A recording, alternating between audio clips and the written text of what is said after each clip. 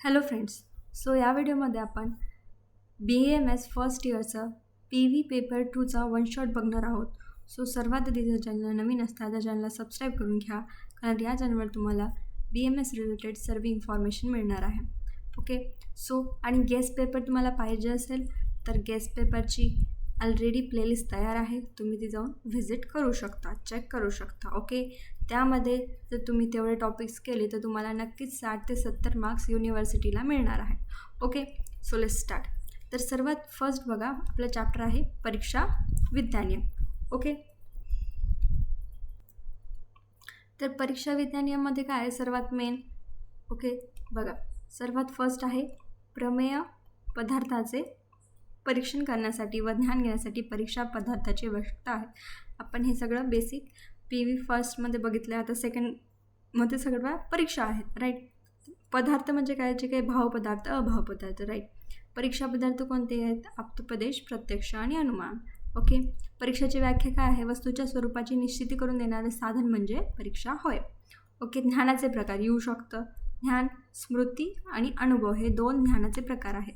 Okay. अनुभवाचे सुद्धा प्रकार आहेत. यथार्थ अनुभव, अयथार्थ अनुभव. यालाच यथार्थाला म्हणतात प्रमा आणि अयथार्थाला म्हणतात अप्रमा. ओके. लक्षात ठेवा MCQ. नंतर स्मृती. स्मृती म्हणजे काय? तर भूतकाळात अनुभवलेल्या गोष्टीचे ज्ञान वर्तमानात स्मृतीद्वारे होणे. प्रथम अनुभव होतो आणि मग आवश्यक बुद्धीवरील संस्कारातून निर्माण झालेले ज्ञान म्हणजे स्मृती. ओके. तर बघा, स्मृतीची 8 कारणे, हे सुद्धा MCQचा क्वेश्चन आहे बघा. फर्स्ट आहे निमित्त ग्रहणात. म्हणजे काय? तर कारण पाहिल्यावर त्याच्या संबंधित कार्याचे ज्ञान होणे. उदाहरणार्थ पाणीपुरी खाल्ल्यानंतर छातीत जळजळणे. म्हणजे एखादी गोष्ट आपण बघितली तर त्याचं प्रिव्हियस आपल्यासोबत जे काही घडलं आहे तर ते आपल्याला आठवतं. ओके. मग काय हे कारण पाहिल्यानंतर निमित्त ग्रहणात. मग नंतर काय? रूपग्रहणात. रंग आकार बघितल्यानंतर त्याचा प्रकारच्या पदार्थाचा रंगाचे स्मरण होणे. जसं की बघा, सपोज आपण कुठेही जर सपोज लाल कलर बघितला, राईट, तर आपल्याला काय वाटतं की हृदयाचा म्हणजे जे काही ब्लड आहे, राईट, सो त्याचं आपल्याला स्मरण होतं, बरोबर, कारण ब्लडसुद्धा रेड कलरचं आहे. सो असं जसं की आता एक्झाम्पल आयुर्वेदाचं आहे की अधोमुखी कमळ जर आपण बघितलं तर आपल्याला लगेच असं वाटेल, अरे हे अधोमुखी कमळ आहे. मग आपल्याला असं स्मरण होईल की आपण आयुर्वेदात शिकलो होतं की हृदयाचा आकारसुद्धा असंच आहे. मग आपल्याला बघून म्हणजे त्याचं रूप, आकार, रंगावरून स्मृती येते. ओके. त्यानंतर आहे सादृश्यात. म्हणजे 2 वस्तूंमधील साधर्म्यामुळे. म्हणजे सपोज आपण एखादा व्यक्ती बघितला, राईट, सो त्याचे जे काही नाक, डोळे आहेत त्याच्याकडे बघून आपल्याला एखाद्या दुसऱ्या व्यक्तीचं आठवण येते, राईट. आपल्याला वाटतं की अरे हा त्याच्यासारखा दिसतो, ही तिच्यासारखी दिसतं, राईट. सो तेच आहे, दोघांमध्ये आपल्याला सेम काही फीचर्स असल्यामुळे ते होतं, समजतं. त्यानंतर आहे सविपर्यात. म्हणजे वस्तू पाहिल्यावर त्याच्या विरोधी गोष्टीचे स्मरण होणे. म्हणजे काय, तर आपण एखादी गोष्ट पाहिली, राईट, सो आपल्याला त्याचं सेम ध्यान न होतं त्याच्या अपोजिट काहीतरी वेगळ्या गोष्टी आठवेल. ओके. नंतर आहे सत्वानुबंधात. म्हणजे योगी लोकांना भूतकाळातील घटनांचे स्मरण होते. म्हणजे जे काही योगी पुरुष असतात, राईट, सो त्यांना भूतकाळामध्ये तुमच्यासोबत काय घडलेलं आहे, काय झालेलं आहे हे त्यांना आठवतं, बरोबर. सो हे आहे सत्वानुबंधात.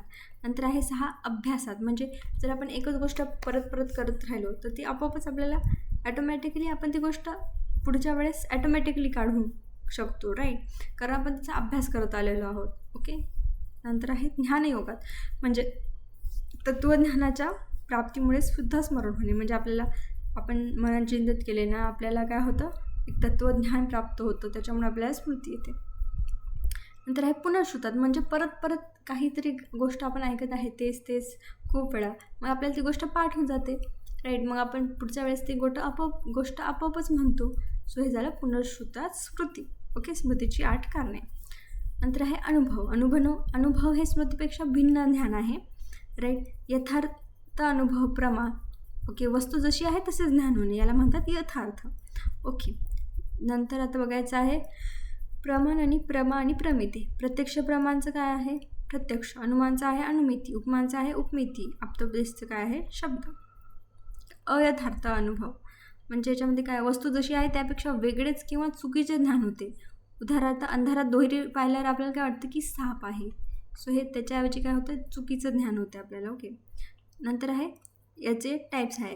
संशय. संशय म्हणजे काय तर एकाच वस्तूच्या ठिकाणी समान व परस्पर विरुद्ध धर्माचा जो विशिष्ट संबंध असतो त्याला संशय असं म्हणतात, राईट.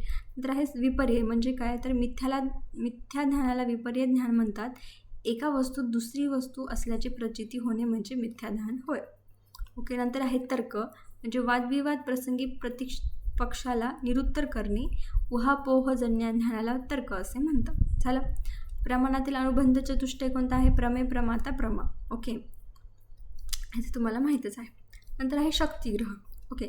सो शक्तिग्रहामध्ये काय पदामधून नेमका अर्थ कळणे म्हणजे पदाची शक्ती समजणे. शक्तीचे 8 कारणे आहेत हे सुद्धा माहीत पाहिजे. व्याकरण, उपमान, कौश, आप्तवाक्य, व्यवहार, वाक्यशेष, विवृत्ती, सिद्धपद, संनियत. ओके. व्याकरण म्हणजे काय? भाषेतील बहुतांशी पदे ही कोणत्याही धातूपासून तयार झालेली आहे. त्या धातूचा अर्थावरून पदाचा अर्थ जाणून घेणे म्हणजे व्याकरण. ओके. उपमान म्हणजे कोणत्या वस्तूची कोणत्या प्रसिद्ध वस्तूसोबत तुलना करणे. ओके, म्हणजे उपमा देणे, राईट. नंतर आहे कोश म्हणजे समानार्थी शब्दांचा एक संग्रह म्हणजे जसं की आपण म्हणतो डिक्शनरी टाईप. ओके. नंतर आहे आप्तवाक्य म्हणजे आप्तांनी सांगितलेले वाक्य हे सुद्धा शक्तिग्रहणाचे ज्ञान आहे.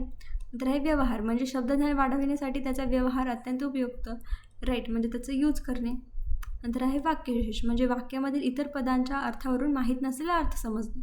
म्हणजे हात, पाय, डोळे, पृष्ठ असं जर म्हटलं तर आपल्याला काय आठवतं?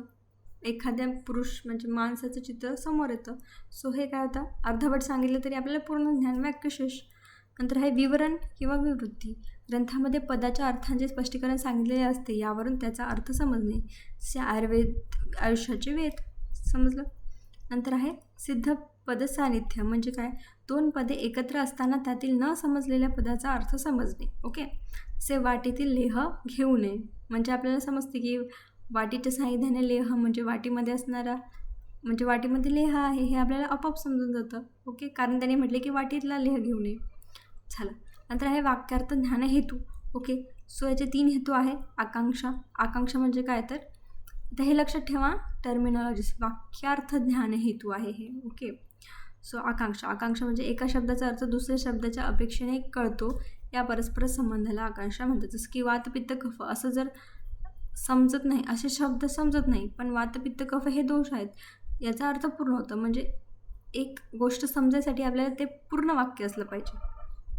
ठीक आहे. जसं की वात, पित्त, कफ हे दोष आहेत. नंतर आहे योग्यता अर्थस्य अबाध योग्यता म्हणजे काय तर वाक्याच्या अर्थाला बाधा नसणे पाहिजे. जसं की अग्निपरिक्षेक करावा, इथे परिक्षेक करणे असल्यास त्यायोग्य पाणी, दूध इत्यादी द्रवाचा उल्लेख आवश्यक होय. ओके. नंतर आहे सन्निधी म्हणजे वाक्यातील पदे अविलंबाने उच्चारणे म्हणजे सन्निधी होय. जसं की वाक्यातील एक वर्ड आपण हळूहळू म्हणतोय तर आपल्याला पूर्ण वाक्य कळेल का? नाही, तेच आहे. झालं. नंतर आहे शब्दार्थ बोधकृती हे वेगळं आहे. ओके. सो याच्यावरचे 4 प्रकार आहे. अभिध्या म्हणजे वाक्यातील शब्दाद्वारे त्याचा सरळ अर्थ व्यक्त होणे. म्हणजे वाक्यात काय शब्द आहे मग त्याच्याद्वारे त्याचा सरळ अर्थ व्यक्त होतो. जसं की औषध सेवनाने रुग्णाला रोगापासून मुक्ती मिळते. ओके. मग याच्यात काय झालं? सरळ अर्थ माहीत झाला. मग आहे नंतर लक्षण म्हणजे वाक्य उच्चारल्यानंतर त्याचा शब्दशः अर्थ न होता त्या लक्षणाने दुसरा अर्थ व्यक्त होतो. जसं की ह्या व्यक्तीमध्ये मधुमेह हा रोग कायमचा घर करून राहिला आहे, हे वाक्य.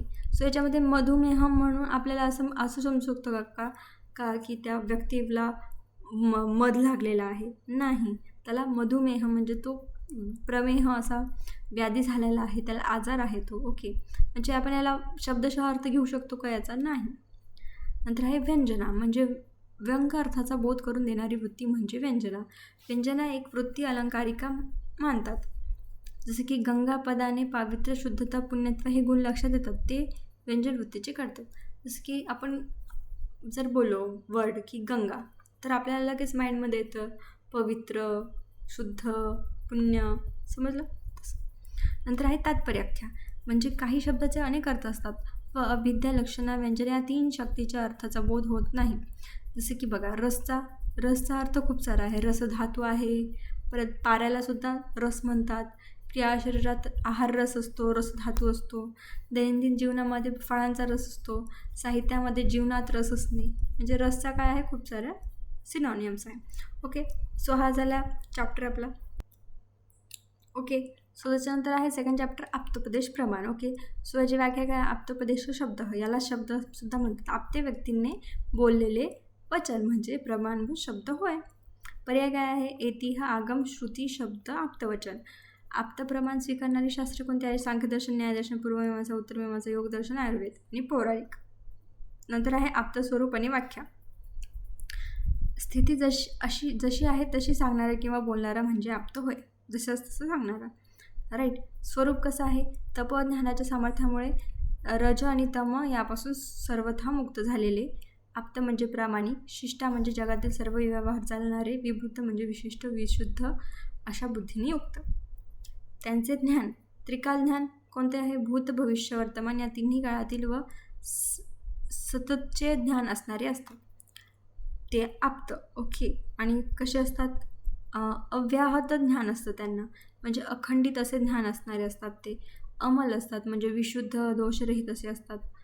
असंशय म्हणजे त्यांचे बोलणे हे संशयरहित असते. आप्त म्हणजे एक वृद्ध व्यक्ती किंवा खूप ज्ञान प्राप्त असलेला व्यक्ती. ओके, नंतर सत्यवादी असतात ते, म्हणजे रजतम दोषापासून मुक्त झाल्यामुळे ते कधीही खोटे बोलत नाही. ओके, असे गुण असणारे आप्त होय. शब्द काय? आप्त व्यक्तीने बोललेले वचन म्हणजे प्रमाणभूत शब्द. राईट. वाक्य म्हणजे काय? अर्थपूर्ण पदांचा समुदाय म्हणजे वाक्य होय. वाक्याचे भेद येऊ शकतं वैदिक, वेदांमधील आणि लौकिक. वैदिकमध्ये ईश्वरयुक्त सर्व वेद वाक्य. ओके, आणि लौकिकमध्ये प्रमाण, अप्रमाण. प्रमाणमध्ये आप्तांनी उच्चारलेले म्हणून प्रमाण आणि अप्रमाण म्हणजे अन्य व्यक्तींनी उच्चारले म्हणून अप्रमाण. झालं. शब्द ध्वन्यात्मक असतात आणि वर्णात्मक असतात. हे आपण फर्स्ट पेपरमध्ये पाहिलं आहे. ध्वन्यात्मकमध्ये तबला, मृदंग, भेरी इत्यादीपासून निर्माण. वर्णात्मक म्हणजे आपण जे काही बोलतो भाषेमध्ये जे वर्ण असतात ते. न्यायदर्शनयुक्त मत. शब्दाचे अर्थ काय? दृष्टार्थ, अदृष्टार्थ. झालं. चरकोक्त मतानुसार संयोग विभाग शब्दच. व्याकरणानुसार वाक्यभेदचे सदोष वाक्य, निर्दोष वाक्य. सदोषमध्ये न्यून, अधिक, अनार्थक, अपार्थक, विरुद्ध. पद म्हणजे काय? अर्थ व्यक्त करण्याचे सामर्थ्य असलेला शब्दच पद असे म्हणतात. ओके, नंतर शक्ती. या पदामधून हा अर्थ जाणावा अशा प्रकारचा ईश्वर इच्छेचा संकेत म्हणजे शक्ती होय. शक्तिग्रहाचे 8 कारणे आहे, आपण हे पाहिले. व्याकरण, उपमान, कोश, आप्तवाक्य, व्यवहार, वाक्यशेष, निवृत्ती, विवरण, सिद्ध, पद, सान्निध्य. हे तर आपण याच्यामध्ये पाहिले. राईट. सो हे झालं. त्याच्यानंतर शब्दार्थ, बोधक, वृत्तीसुद्धा आपल्या झालेल्या आहेत 4. राईट. सो आपला हा सुद्धा चॅप्टर झाले. ओके, त्यानंतर आता इम्पॉर्टंट टॉपिक आहे प्रत्यक्ष प्रमाण. राईट. निरुक्ती झाली पाठ, चांगली गोष्ट, इझी आहे. बघा, ज्ञानेंद्रियाद्वारे प्राप्त होणारे ज्ञानाला प्रत्यक्ष प्रमाण म्हणतात. इझी. व्याख्या काय? प्रत्यक्ष ज्ञानकारणं प्रत्यक्षम, इंद्रियार्थ सन्निकर्षजन्य इति प्रत्यक्षम. इंद्रिय व त्याच्या विषयांच्या सन्निकर्षाने उत्पन्न ज्ञानाला प्रत्यक्ष म्हणतात. प्रत्यक्ष प्रमाणाचे लक्षण कसं आहे? आत्मा मनाशी संयुक्त होतो, मन इंद्रियाशी, इंद्रियार्थाशी संयुक्त होते, असा चतुष्टय सन्निकर्ष त्या क्षणी जे ज्ञान होते त्याला प्रत्यक्ष असे म्हणतात. चरक विमानस्थानानुसार प्रत्यक्षाचे 2 टाईप्स आहे. मानस प्रत्यक्ष, इंद्रिय प्रत्यक्ष. मानस प्रत्यक्षमध्ये सुख, दुःख, इच्छा, द्वेष, प्रयत्न, बुद्धी. इंद्रिय प्रत्यक्षमध्ये शब्द, स्पर्श, रूप, रस, गंध आदी. प्रत्यक्ष ज्ञानाचे प्रकार: प्रत्यक्ष, निर्विकल्प ज्ञान, सविकल्प ज्ञान. हे इम्पॉर्टंट आहे, व्हेरी इम्पॉर्टंट आहे. ओके, ही डायग्राम लक्षात करायची. ओके, पेपरला येणार आहे. सविकल्पकमध्ये लौकिक, अलौकिक. अलौकिकचे 2: बाह्य, अभ्यंतर. बाह्य म्हणजे जे काही इंद्रिय आहेत आपले, बाह्य, श्रोत, स्पर्श, चक्षु, रसना, घ्राण. अभ्यंतरमधलं मन. ओके. अलौकिकचे 3 टाईप्स आहेत: सामान्य लक्षण, ज्ञान लक्षण, योगज लक्षण. योगजचे परत 2 टाईप्स आहेत: युक्त आणि युंजान. ओके, सो सर्वात फर्स्ट बघूया निर्विकल्पक प्रत्यक्ष. म्हणजे ज्या ज्ञानाला वस्तूचे ज्ञान होते परंतु त्याचा गुण, जाती, रूप याचे ज्ञान होत नाही. निर्विकल्पक ही सविकल्प ज्ञानाची पहिली पायरी. ज्ञान अविप्रिय असते. प्रथम क्षणी जे प्रत्यक्ष ज्ञान होते ते विकल्परहित असते. आता याचं एक्झाम्पल असं बघूया की सपोज आपल्या समोर मोबाईल आहे. राईट. सो फोन, आपण त्याला फोनकडे बघतोय तर आपल्याला काय समजतं की हा एक फोन आहे. बस हे जे इथपर्यंत आहे ना, हे सेंटेन्स, हा एक फोन आहे, एवढं आपल्याला ज्ञान झालं. बस यालाच म्हणतात निर्विकल्प ज्ञान. याच्यामध्ये आपल्या फोनचे डिटेल्स त्याचं काही ज्ञान झालं आहे का सध्या, त्याचा विचार केला आहे का आपण? नाही. म्हणजे एक बेसिक त्याचे टर्म कळली म्हणजे निर्विकल्पक ज्ञान. ओके, आता सविकल्पक बघूया. बघा, प्रकारसहित ज्ञान होते, वस्तूचे विशेष ज्ञान होणे, रूप, गुण, जाती, नाव, स्वरूप इत्यादी ज्ञान होते. जसे की बघा, फोन आहे, हे झालं निर्विकल्पक ज्ञान. मग आता फोन आहे, माझा फोन आहे, कोणाच्या घरचा फोन आहे, राईट, किंवा कोणत्या कलरचं कवर आहे, स्क्रीनवर काय चालू आहे, राईट, कोणत्या फोनची कंपनी काय आहे. सो हे सर्व ज्ञान आपल्याला होतं, नंतर हळूहळू आठवतं आपोआप. सो ते काय झालं मग सविकल्पक ज्ञान. समजलं, इझी आहे. आता सविकल्पचे प्रत्यक्ष प्रकार. फर्स्ट आहे लौकिक, म्हणजे काय तर इंद्रियाशी साक्षात ज्ञान होतं. म्हणजे याने काय होतं की आपल्या इंद्रियांनी ज्ञान होतं आपल्याला डायरेक्ट. जसं की श्रोत्र इंद्रियांनी काय होतं, ऐकून, राईट, शब्दाचे ज्ञान. स्पर्शनेंद्रियांनी स्पर्श करून, चक्षु इंद्रियाने रूपाचे ज्ञान होते. रस म्हणजे जिव्हेने काय होते, चव समजते. घ्राणजने गंध समजतो. झालं. अभ्यंतर मन आहे, तर मनाने काय होतं आपल्याला सुख, दुःख, इच्छा, द्वेष, राग, प्रयत्न, बुद्धी हे समजतं. झालं. नंतर आहे अलौकिक सविकल्प प्रत्यक्ष, म्हणजे इंद्रियाशी साक्षात संबंध नाही आहे ते ज्ञान होते, परंतु ज्ञानात प्रत्यक्षातून अन्य कोणतेही प्रमाण नसते. या ज्ञानाला अलौकिक प्रत्यक्ष म्हणतात. हे ज्ञान अनुमान प्रमाणाद्वारे, म्हणजे हे एक लॉजिक ज्ञान होतं, राईट. सो बघा, जसं याच्यामध्ये आहे फर्स्ट सामान्य, म्हणजे वस्तूच्या सामान्य जातीचे ज्ञान करणे, वस्तूचे सान्निध्य न होता सुद्धा ज्ञान होते. अलौकिक प्रत्यक्षद्वारा कोणत्याही पदार्थाला जाती, वर्ग, विषयाचे एक असे प्रत्यक्षात्मक ज्ञान झाल्यावर त्या संपूर्ण पदार्थ, जाती किंवा विषयाचे ज्ञान होते. जसं की शीतावरून भाताची परीक्षा.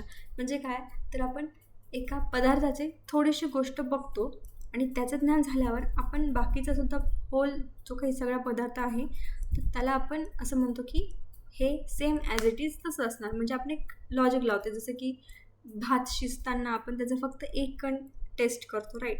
मग एक कण जर शिजला असेल तर आपण असं एक लॉजिक लावतो की बाकीचे सर्व कण शिजले असतील, राईट. सो हे आहे सामान्य लक्षण. नंतर आहे ज्ञान लक्षण, म्हणजे काय वस्तूच्या विशिष्ट जातीचे ज्ञान होते, परत वस्तूच्या इंद्रियाचे संबंध न येता वस्तूच्या दर्शनाने त्याच्या गुणांचे ज्ञान होते.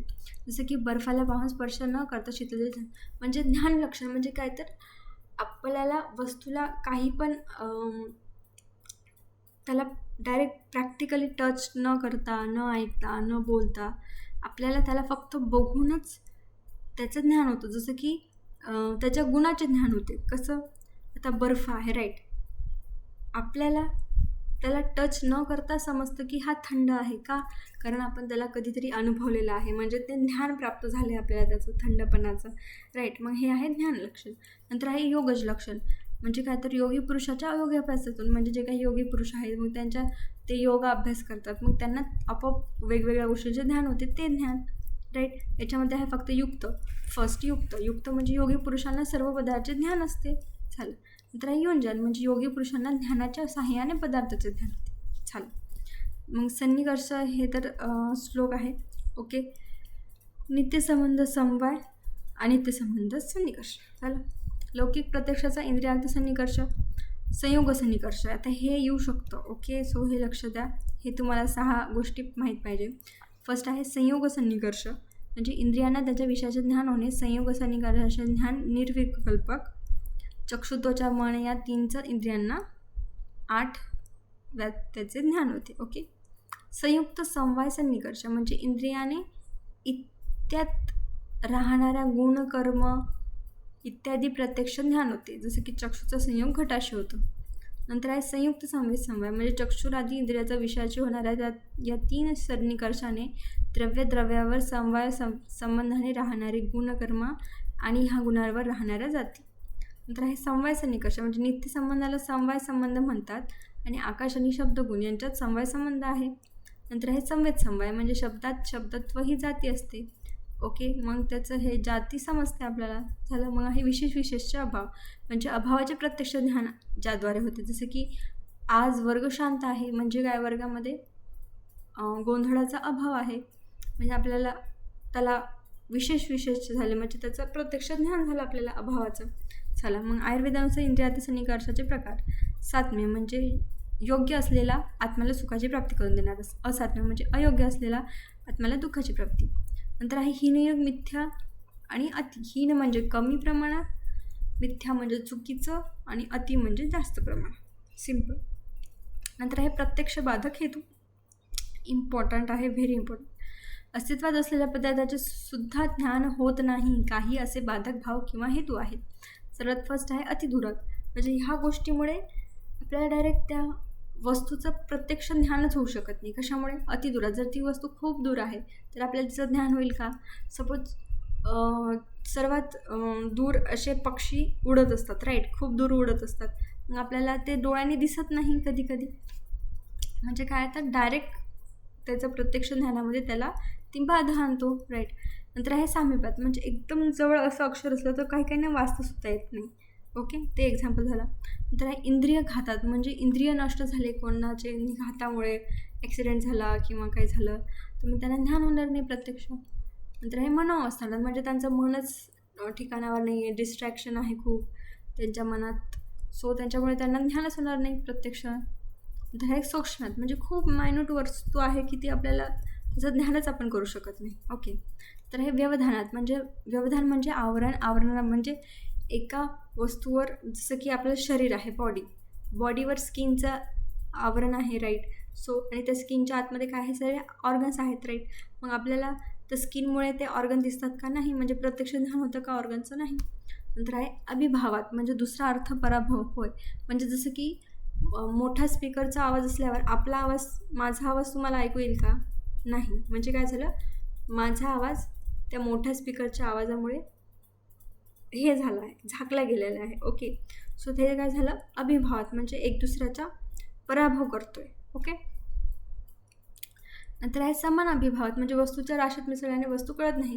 जसं की बघा, आता जर दोन प्रकारचे तांदूळ आहे, एक जुना आहे, एक नवा तांदूळ असतो, राईट. मग त्याला जर आपण मिक्स केलं तर आपल्याला ते आयडेंटिफाय करता येईल का की कोणता त्याच्यात नवा आहे, कोणता जुना आहे? नाही. हे झालं समानवालं भावात झालं. नंतर आहे इंद्रिय प्राप्तकारित्व. म्हणजे काय, इंद्रिय विषय कसा ग्रहण करतात. सर्वात पहिले आत्मा, मन, इंद्रिय यांचा इंद्रियाचे संयोग चरकांनुसार स्पर्शनेंद्रिय किंवा शरीरव्यापी जेथे जेथे स्पर्शनेंद्रिय आहे तेथे तेथे मन संचार आणि मन संयोग होतो. मग स्पर्शनेंद्रिय सर्व व्यापक असल्यामुळे चक्षुरादी इंद्रियांनी रूपादीचे ग्रहण होते. मग मन इंद्रियसहित विषयाचे आकलन गुणात आणि दोषात विषय बुद्धी पुढे ठेवतो आणि बुद्धी निर्वयानुसार कर्मेंद्रियांना कृती करण्याची आज्ञा देते. ओके. म्हणजे काय, आत्मा, मन, इंद्रिय अर्थाची यथार्थ संयोग. मग स्पर्शनेंद्रिय सर्वव्यापी आहे, मनाचा स्पर्शेंद्रिय संयोग आणि इंद्रियाशी संयोग. मग बुद्धीकडे आकलन आणि निर्णय कर्मेंद्रियाद्वारा होतो. आता सुश्रुतनुसार काय, महाभूताचे अधिक्य इंद्रियात असतात, त्याचे गुण ग्रहण होते. मग इंद्रियांचा विषय निश्चित होतो. मग विषय ग्रहण, तेव्हा मनाचा संयोग आत्म्याशी होतो. आयुर्वेदात विविध यंत्राच्या सहाय्याने प्रत्यक्ष ज्ञानाचा मर्यादाचा विस्तार. श्रोत्रप्रत्यय स्टेथोस्कोपने आपण यूज करतो. मग आता याच्यामध्ये काय आहे की जे आपण मेडिकल याच्यामध्ये यूज करतो, राईट. मेडिकल यूज कशात आहे प्रत्यक्ष ज्ञानाचा, ते एक्झाम्पल आहे. जसं की प्रत्यक्ष ऐकून काय करतो आपण, जसं की स्टेथोस्कोपने प्रत्यक्ष ऐकतो आपण हार्टबीट्स, राईट. सो हे झालं. नंतर आहे स्पर्श करून प्रत्यक्ष पाल्पेशन, राईट, परकशन, दर्शन परीक्षा. नंतर आहे चक्षु प्रत्यक्ष. म्हणजे मलमूत्र याचा वर्ण बघतो, एक्सरे बघतो, सोनोग्राफी बघतो. नंतर आहे रसना. म्हणजे टेस्ट करून, म्हणजे रासायनिक द्रव्य वापरून परीक्षण. नंतर आहे घ्राण प्रत्यक्षण. म्हणजे आपल्याला गंध येतो त्याचा प्राकृतिकृत, राईट. इंद्रिय विज्ञान.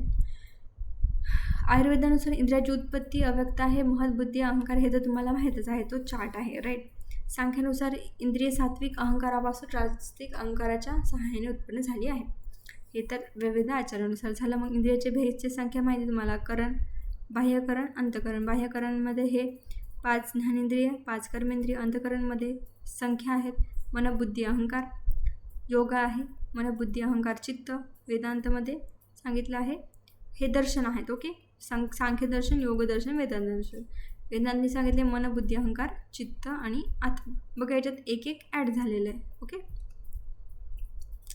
हे तर देव पंचपंचक आपण खूपदा पाहिलेलं आहे. पंचेंद्रिय लिहायचं, मग पंचेंद्रियाचे द्रव्य लिहायचे, पंचेंद्रियाचे अधिष्ठान लिहायचे, त्याचा अर्थ लिहायचा आणि बुद्धी लिहायची. तर हे कर्मेंद्रिय. हे सुद्धा तुम्हाला माहिती असतं पाद पायू भूत उपस्थ जिव्हा. ओके. त्यानंतर 4th आहे, त्यानंतर आहे अनुमान प्रमाण. हे तर सर्वात इम्पॉर्टंट आहे. ओके, डायरेक्ट 20 मार्काचा क्वेश्चन याच्यातून येतो. निरुक्ती, माहिती, अनुमितीकरण, अनुमानम, जे तुम्हाला पाठे ते लिहा. राईट. लक्षण काय, युक्तीच्या अपेक्षेने केलेला तर्क. तर्क अप्रत्यक्ष ज्ञान. युक्ती म्हणजे पदार्थ विज्ञानातील प्राप्ती अनुमानासाठी अत्यंत आवश्यक असते. अनुमान म्हणजे काय, तर लॉजिक लावून ज्ञान होणे. राईट. अनुमानाने ज्ञान होण्यासाठी आवश्यक घटक कोणते आहे, हेतू. हेतू म्हणजे काय, कारण म्हणू शकतो, की कशामुळे आपल्याला समजते की इथे हे घडलेलं आहे. साध्य म्हणजे आपल्याला काही जे प्रूफ करायचं आहे, साध्य. ओके. जसे की हेतू म्हणजे काय, धूर आहे. साध्य काय आहे, अग्नी. एका ठिकाणी आग जळत आहे, तर हे प्रूफ करण्यासाठी आपल्याला कसं कळेल, तर जर तिथे धूर निघतोय तर आपल्याला समजेल की इथे आग आहे. म्हणजे धूर झाला हेतू, साध्य झाला आग. पक्ष. पक्ष म्हणजे आग जळण्याची ठिकाण किंवा धूर दिसण्याचे ठिकाण. पक्षता म्हणजे साध्य असून सिद्ध व्हायचे असते. सपक्ष म्हणजे ज्या ठिकाणी आग नक्कीच असू शकणार, डेफिनेटली तिथेच आग असू शकते, त्याला म्हणतात सपक्ष. विपक्ष म्हणजे ज्या ठिकाणी आग असणारच नाही, म्हणजे पॉसिबलच नाही की तिथे आग असेल, तिथे धूर असेल, त्याला म्हणतात विपक्ष. नंतर आहे व्याप्ती, म्हणजे हेतू आणि साध्य यांच्यातील अटूट संबंध, त्याला म्हणतात व्याप्ती. म्हणजे जिथे जिथे धूर असणार तिथे अग्नी तर नेहमीच असणार. नंतर आहे व्यापक, म्हणजे हा व्यापणारा साध्य नेहमी, म्हणजे जे काही साध्य आहे ते असतं व्यापक. आणि व्याप्य. व्याप्य म्हणजे जे काही हेतू आहे ते आहे व्याप्य. नंतर आहे पक्षधर्मता, म्हणजे व्याप्याचे पक्ष व्यापूर राहणे, हेतू पक्षावर राहणे, म्हणजे धुराचे पर्वतावर राहणे म्हणजे पक्षधर्मता. परामर्श म्हणजे व्यक्तीने युक्त असणे, पक्षधर्मतेचे ज्ञान होणे. नंतर आहे अनुमिती, परामर्शातून होणारे ज्ञान म्हणजे अनुमिती. नंतर आहे अनुमान, अनुमितीसाठी ज्ञानासाठी बुद्धीमध्ये झालेला प्रपंच. नंतर आहे अनुमानाचे प्रकार. तर्कोक्त, भूतकालीन, वर्तमान आणि भविष्यकाल. न्यायदर्शनानुसार शाश्वत, पूर्ववत, सामान्यदृष्ट. तर्कसंग्रहानुसार स्वार्थ अनुमान, परार्थ अनुमान. लक्षात ठेवा, याच्यापैकी एक SQ आहे. तर्कानुसार अनुमान, लक्षण आणि भेद. तर्कानुसार काय आहे, अनुमानाचे भेद. वर्तमानवाला, वर्तमान म्हणजे अप्रत्यक्ष अग्नीच्या धुरावरून अग्नीचे अनुमान होते, म्हणजे आपल्याला प्रेझेंटला धूम दिसतोय, धूर, तर प्रेझेंटला अग्नी आहे हे समजतं. भूतकाळ म्हणजे काय, तर आपल्याला इथे काय दिसते, प्रेझेंटमध्ये आपल्याला हेतू दिसत आहे, पण त्याचा जो साध्य आहे तर ते पास्टमध्ये झालेलं आहे. ओके. जसं की जर प्रेझेंटमध्ये आपल्याला सपोज गर्भ दिसत आहे तयार झालेला, म्हणजे त्याचा आधी तिथे गर्भधारणा झाली असेल, हेच आपण अनुमान लावू शकतो. राईट. तर भविष्यकाल म्हणजे प्रेझेंटमध्ये हेतू आणि पुढे होऊ शकणार. जसं की आता जर आपण प्रेझेंटमध्ये बीज लावले तर आपल्याला पुढे त्याचं झाड होणार आहे भविष्यामध्ये, मग आपण ते अनुमान लावलं, झालं हे भविष्यकालीन. नंतर न्यायदर्शनोक्त, पूर्ववतलाच भविष्यकालीन म्हणतात, शाश्वतला भूतकाळीन, सामान्य दृष्टीला वर्तमानकालीन. ओके. तर्कसंग्रहाचे काय, स्वार्थ अनुमान म्हणजे काय, तर स्वतःचा संशय दूर करण्यासाठी केलेले अनुमान. त्याच्या 3 अवस्था असतात. कोणते, हेतू दर्शन. म्हणजे सर्वात पहिले आपल्याला हेतू बघणार की तिथे हेतू आहे का, म्हणजे पर्वतावर धूर आहे का, दिसला, ओके, फर्स्ट झालं, टिक. सेकंड आहे साध्य संशय, म्हणजे मग आपल्याला हेतू दिसल्यानंतर मग आपल्याला क्वेश्चन आला की साध्याचा संशय, म्हणजे तिथे धूर आहे, म्हणजे याचा अर्थ तिथं अग्नी असू शकतो, म्हणजे संशय आला, झाला. नंतर आहे व्याप्ती स्मरण, मग आपण त्यानंतर सेम इमॅजिन केलं की अरे मी याच्या आधी एका ठिकाणी म्हणजे स्वयंपाकघरात मी बघितला होता की तिथे अग्नी होता आणि तिथे धूर होता, म्हणजे सेम इथे सुद्धा धूर दिसत आहे, म्हणजे तिथे सुद्धा अग्नी असू शकतो. व्याप्तिस्मरण म्हणजे त्याच्यासारखं एक्झाम्पल लक्षात येणे, आठवणे. लिंग परामर्श म्हणजे मग तेच की वरीलप्रमाणे जे काही आपण वरती लिहिलं आहे तर तेच, म्हणजे धूर आहे म्हणजे तिथे अग्नी आहे, सेम. आणि अनुमिती म्हणजे देअरफॉर धूर जिथे आहे तिथे अग्नी आहे ते म्हणणे, झालं. त्यानंतर आहे परार्थ अनुमान, म्हणजे स्वतःचा संशय दूर तर झाला, आता दुसऱ्यांचा सुद्धा संशय दूर करायचा आहे, तर त्यासाठी हे आहे सर्वात प्रतिज्ञा, म्हणजे सेम जे सिद्ध करायचं आहे ते पहिले म्हणायचं की पर्वताकडे अग्नी आहे, झालं. सेकंड मग आपण म्हणणार त्यांना, दुसऱ्यांना सांगणार की बघा तिथे तुम्हाला धूर दिसत आहे, कशामुळे आपल्याला समजते की तिथे अग्नी आहे? कारण तिथे धूर दिसत आहे. झालं. तर हे थर्ड म्हणजे उदाहरण देऊ. मग आपल्याला उदाहरण देऊ की बघा असंच तुम्ही स्वयंपाकघरात बघू शकता, तिथे धूर असतो, अग्नी असतो. मग इथे पण धूर आहे. नंतर आहे उपनाम, म्हणजे उदाहरणाच्या नुसार साध्याचे समर्थन करणे. आणि निगमन, जे वरील 4 अवयवांच्या आधारावर निष्कर्ष निघतो की पर्वतावर अग्नी आहे. व्याप्तीचे प्रकार आहे अन्वय व्याप्ती, व्यतिरिक्त व्याप्ती. अन्वयामध्ये होकारात्मक विधानाने सिद्ध होणारी एकाच उपस्थिती असल्यावर सुद्धा उपस्थित असणे. उदाहरणार्थ यत्र यत्र धूम तत्र तत्र अग्नी. झालं. नंतर हे व्यतिरिक्त व्याप्ती म्हणजे हे ऑपोजिट असतं, म्हणजे अभावाने सिद्ध होते. जसं की जेथे अग्नी नाही तेथे धूरही नाही. नंतर आहे केवळ अन्वयी लिंग हेतू, म्हणजे केवळ अन्वय हेतू हा असा ज्याने फक्त अन्वयात्मक विधानानेच अनुमान सिद्ध होते, त्या व्यतिरेकाने अनुमान सिद्ध होत नाही, तसा दृष्टांत नसतो. केवळ व्यतिरेकीमध्ये असा हेतू ज्याने फक्त व्यतिरिक्त व्याप्तीने आगमन सिद्ध होते, अन्वयाने सिद्ध होत नाही. अन्वय व्यतिरेक हेतू म्हणजे ज्या हेतूत अन्वय व्याप्ती व व्यतिरेक व्याप्ती दोन्ही दृष्टांत मिळवतात. ओके.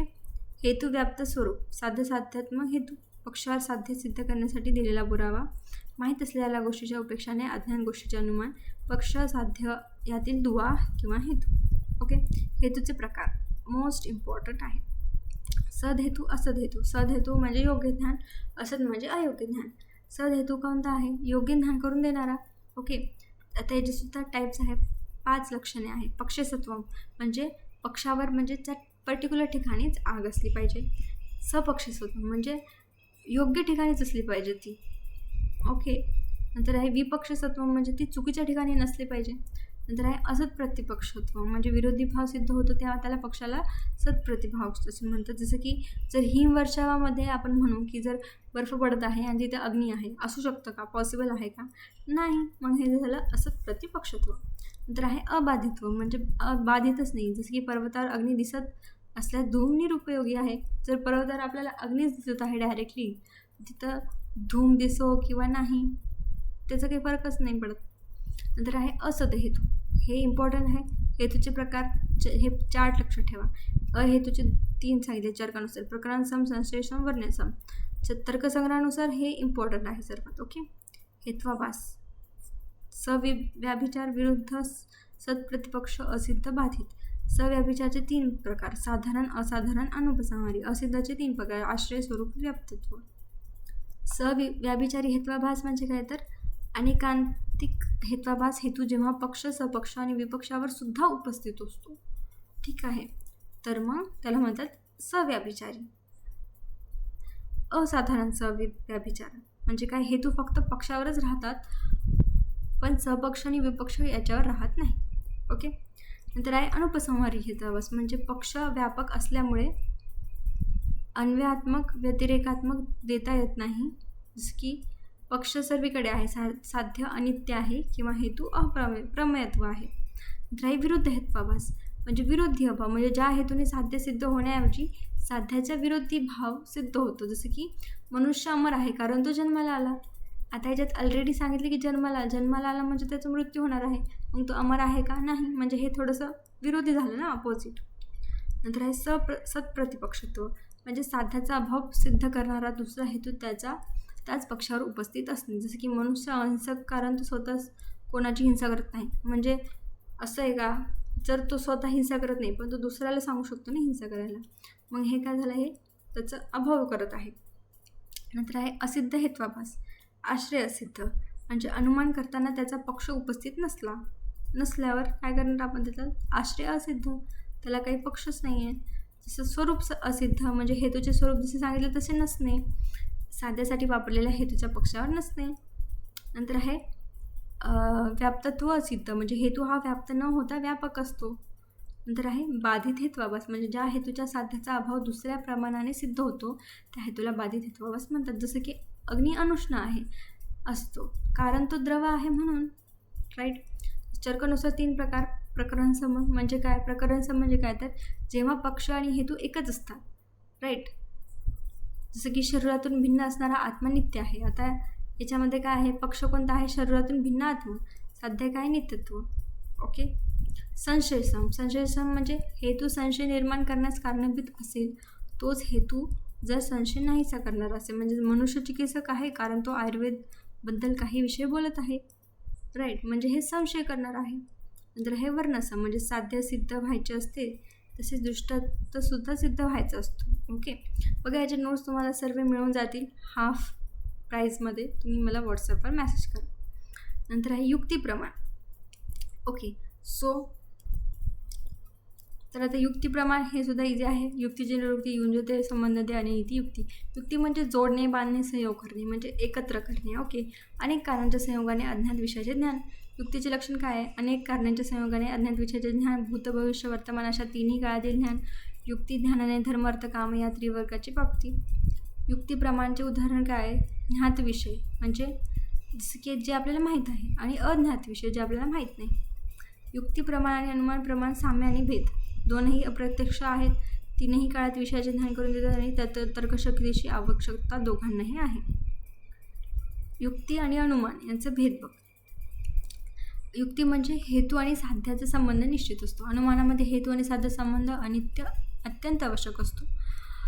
युक्तीमध्ये अनेक हेतूच्या सहाय्याने साध्यत्वाची निश्चितता वाढवते आणि चिकित्सा करताना उपयुक्त आहे.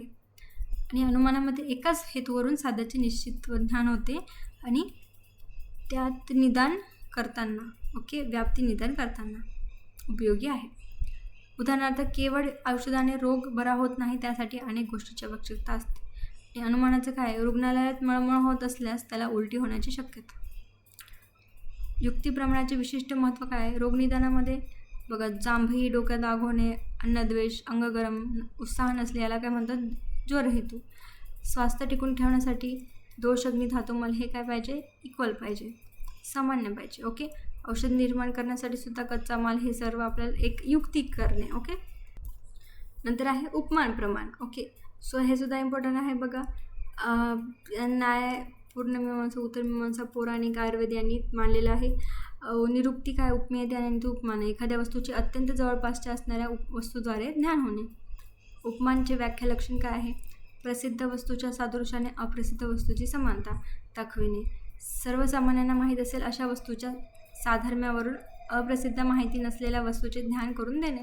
जसे की गायीवरून वणगायीचे ज्ञान होते, दगडाने दंड काप्याचे ज्ञान होते. तर्कानुसार काय आहे? संज्ञा. संज्ञा म्हणजे काय? तर ज्याची उपमा द्यायची आहे असे दर्शवणे. संज्ञी म्हणजे काय? ज्याला उपमा द्यायची आहे. ओके, उपमान म्हणजे तेच आहे की एकाला उपमा द्यायची, एका म्हणजे लाईक याच्यासारखं हे आहे, त्याच्यासारखं ते आहे असं. त्याच्या आहे बघा, उपमानाच्या 4 क्रिया आहे. फर्स्ट आहे सादृश्ययुक्त वाक्य म्हणजे वाक्य ऐकताना किंवा वाचताना. उदाहरणार्थ धनुस्तंभमध्ये धनुष्याप्रमाणे शरीर वाक होते. धनुस्तंभ झाला म्हणजे काय? तर शरीर असं धनुराप्रमाणे असं वाकून जातं, म्हणजे ते काय होतं? त्याला आपण उपमा दिली आहे धनुस्तंभासारखी. समजलं? नंतर आहे सादृश्य वाक्य स्मरण म्हणजे धनुष्याप्रमाणे रुग्णाचे शरीर वाकडे असे वाक्याचा अर्थ स्मरण होते. नंतर आहे उपमान पदार्थ दर्शन म्हणजे म्हणून हा रुग्ण धनुस्तंभ व्याधीने पीडित आहे. उपमानाचे 3 प्रकार: सादृश्य, धर्मविशिष्ट, तेच. नंतर म्हणजे काय? तर वैधर्म्याचा उल्लेख नाही, पदार्थामधील सारखेपणा, जसं की गायसारखी दिसणारी वनगाय. नंतर हे वैधर्म्य, धर्मविशिष्ट म्हणजे एक भिन्न गुणधर्म असतो, सारधम्य आहे पण एक गुण चांगला आहे, जसं की घोड्यासारखा दिसणारा पण पाठीवर उंचवट प्राणी असणारा उंट. नंतर आहे असाधारण धर्मविशिष्ट म्हणजे इतरांपेक्षा वैशिष्ट्य दाखवणारा तो असाधारण धर्मविशिष्ट उपमान, जसं की इतर प्राण्यापेक्षा भिन्न परंतु नाकावर शिंग असणारा गेंडा. समजले? तर्कसंग्रहाने उपमानाचे 3 प्रकार सांगितलेले आहेत: सादृश्याने असादृश्याचे ज्ञान, प्रसिद्ध अप्रसिद्धाचे ज्ञान, वाक्याने वाक्यार्थांचे ज्ञान. ओके, सो हे आपलं झालं आहे PV पार्ट 2. याचे तुम्हाला नोट्स मिळून जातील, वाचा. तुम्हाला all the best. Okay, thank you.